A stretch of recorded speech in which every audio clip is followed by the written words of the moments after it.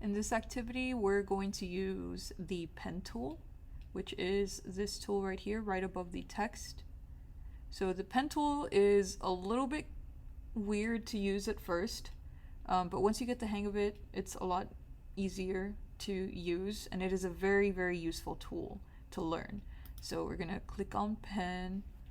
Up here in your options bar, we're gonna switch this to shape because we're creating lines and shapes.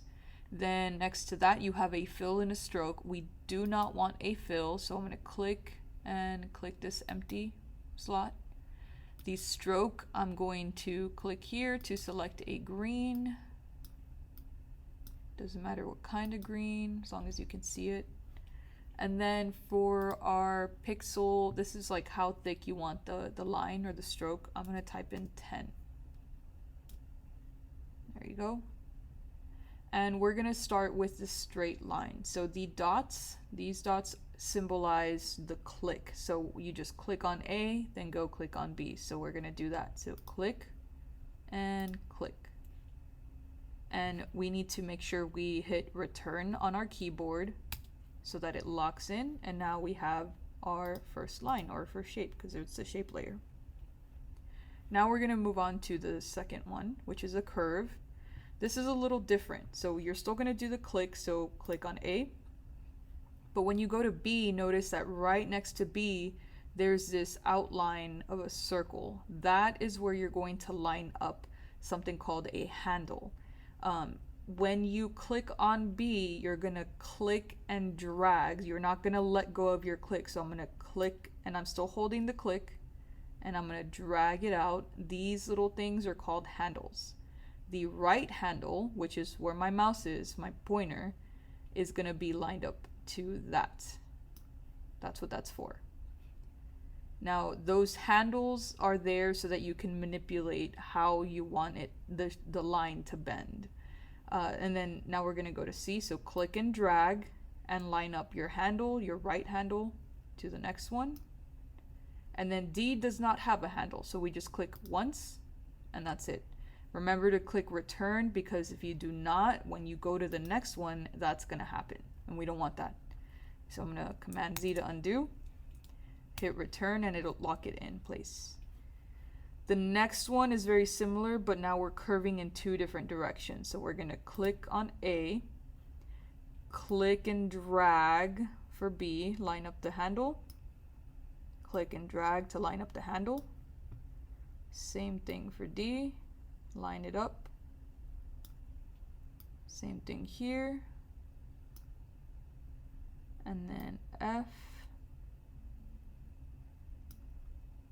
And then G, click once. Now notice this is a little straight, so let me Command Z to undo and let's go back one more. So a cool thing that you can also do is when you click and drag, your handle, if the handle is affecting your next position of like the click, you can always hold down Option on your keyboard and you can actually move the handle without moving the bend. So if I'm gonna let go of Option, see how it's affecting the bend. So let's say I want to line it up here to follow that bend and then hold Option and move this right here. See? And now you click on G.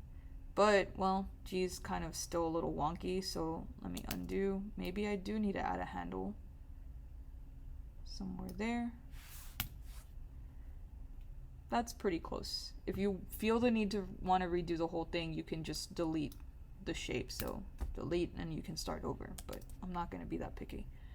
So next one, the last one, this one's a bit challenging because you have both a straight line and going into a curved, but the first part's fairly easy. So A, click on B.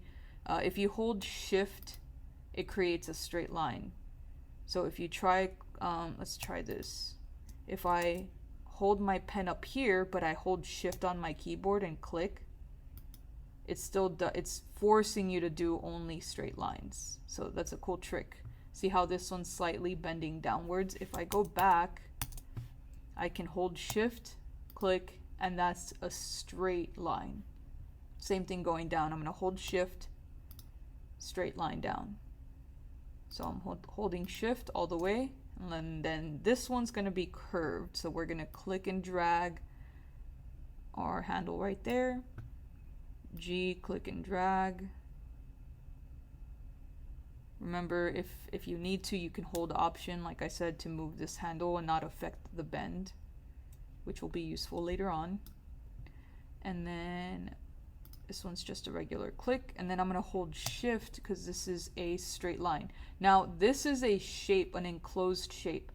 If I put my pen tool here, notice how it creates a tiny circle next to the pen. That is telling you that you're about to close the shape, which is what we want.